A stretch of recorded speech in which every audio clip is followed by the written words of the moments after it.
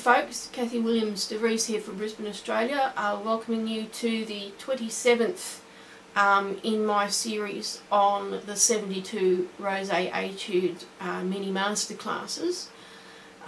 We've reached number 27, and this exercise concentrates on a few aspects of clarinet playing. You're working in A major. So there's a few sharps to deal with, although it seems to dwell a lot on E major with the presence of D sharps. So that makes it interesting. There's interesting harmonies in the triplets. Also, I mean, my key work's a little bit clunky at the moment. I really need to get it looked at. I haven't had it looked at in a while. But because of the presence of the D sharp, there are, and its enharmonic note E flat, you do need to use the left hand C quite a bit. There's also wide intervals, so you're looking at getting those as smooth as possible, and that's going from intervals in the upper clarion down to the throat tones. And if you listen to my preparation video for this video, you'll notice that I was having a little bit of trouble with the throat notes. They were tending to squeak and come out of the upper harmonic because I wasn't dropping my jaw enough. But let's see if we can't combat this. So we start at moderato 96. Now the way this etude is written, even though the moderato is in fact 8 markings slower than the triplets at 104. I believe it sounds quicker because you're in semiquavers, and the rest of it is in triplet quavers. So with the different harmonies, it's also good to play around a little bit with the tone colour. I especially like the pianissimo sort of 2/3 of the way down the page, where you're playing a D major arpeggio, which then goes to D minor, and then you've got a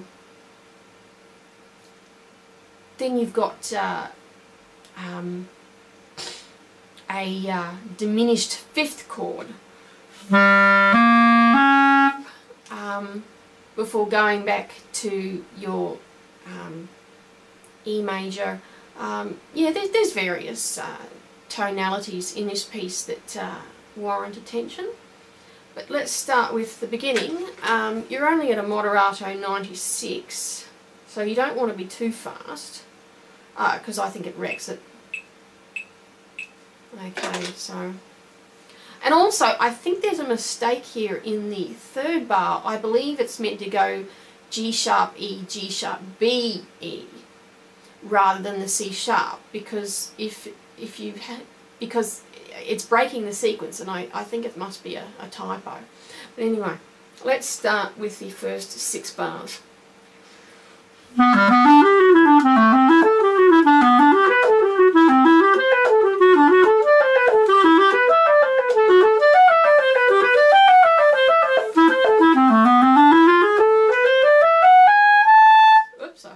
I forgot the D sharp there.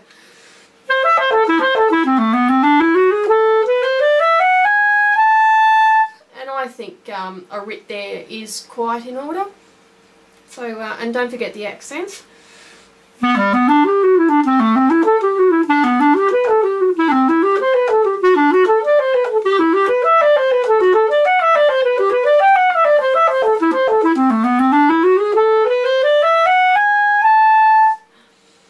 So we've actually got a B minor chord there, which is the 7th of A major. I don't know if this piece really thinks it should be in A major. I think the majority of time it wants to be in E major. But anyway, so that's the first part of it. I don't believe, I mean, apart from that typo in the third bar, there's nothing too dramatic in that. It's just basically arpeggios, which is basically what this etude is all about. So this is 104, you don't want to take it too fast. Make sure that the jaw's relaxed enough to go down to the throat tones without playing the upper harmonic. And in the third, well, I'll play it, and then when we get to the third bar, I'll explain.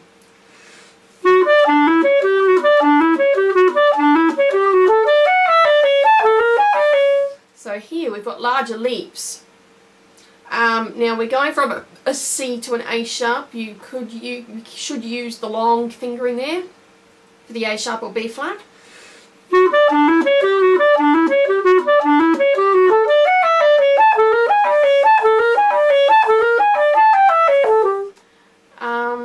And emphasize the lower note so the upper note comes out more clearly.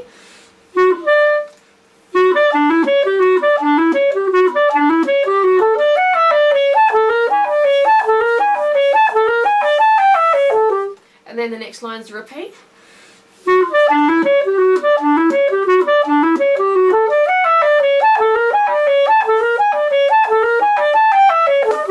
Oops, I think my key works really clunky at the moment. I'm not really happy with it. Okay, so in this third line of the triplets, we do finally get to A major after spending quite a deal of time in E.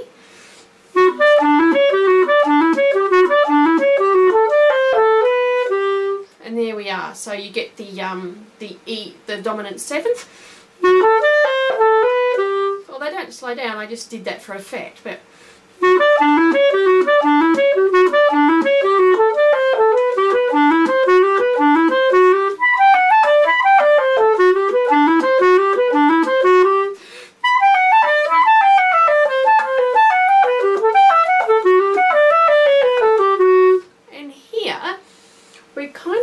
Of different lines happening which you should bring out.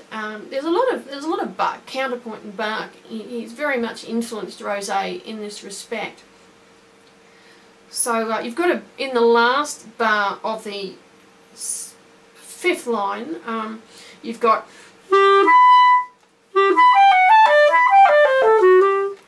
really support that lower note. So if you go to the beginning of that line,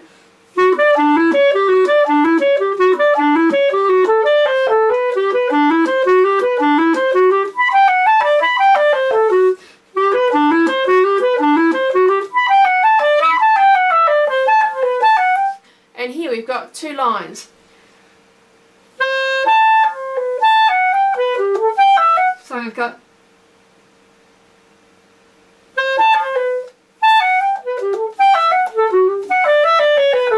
which we should bring out.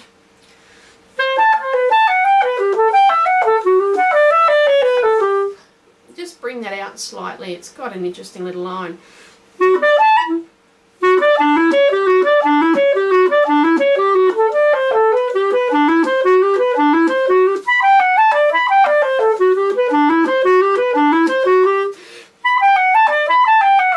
And then you've got that interesting line.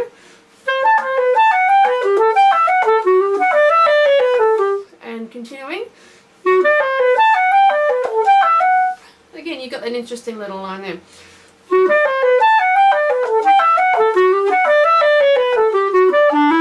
And then we go back to the beginning again.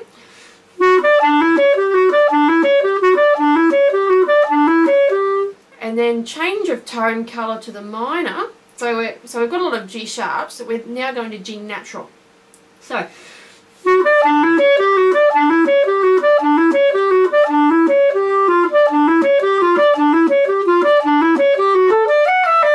and we couldn't resist going back into the E major chord. Now we've got some interesting stuff. These next few bars are really clunky because you're fiddling around with the left hand C in order to cater for the right hand E flat. So he substituted D sharps for E flats in this particular case.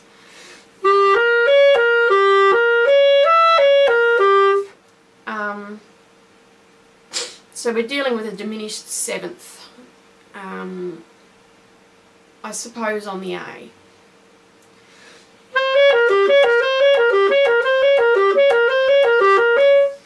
And he develops this further.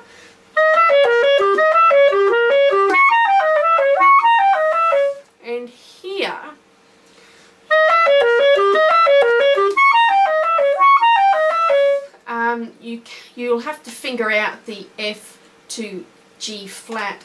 You can't use the banana key because you've got to then go to the E flat. So you're just going to have to put up with that. And in the second bar of that line, the top E flat, the second top E flat, you'll have to use the fingering, which is 3, 4, 3, and then the E flat key with the right ring finger slightly off the key, otherwise it will be flat.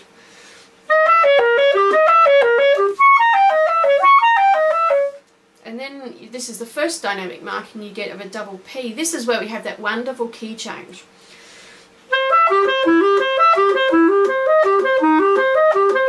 If anything, I would apply the double P to that bar rather than the bar before, but that's just my interpretation of it. And then you've got this,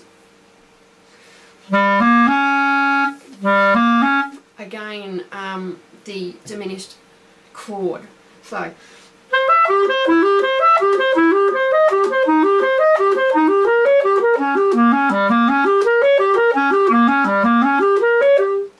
and here is where we prepare to go back to the major key, where the C natural to E flat turns to C natural to D sharp.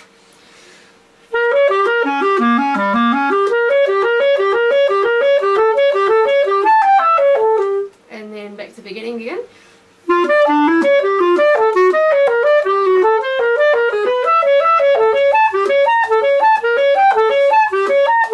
And this is where you need to keep the jaw very relaxed so that you don't end up squeaking.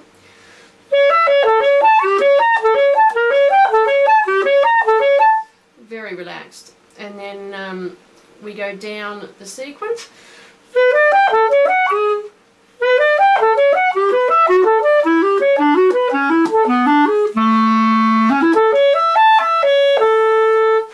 And we end up on the 7th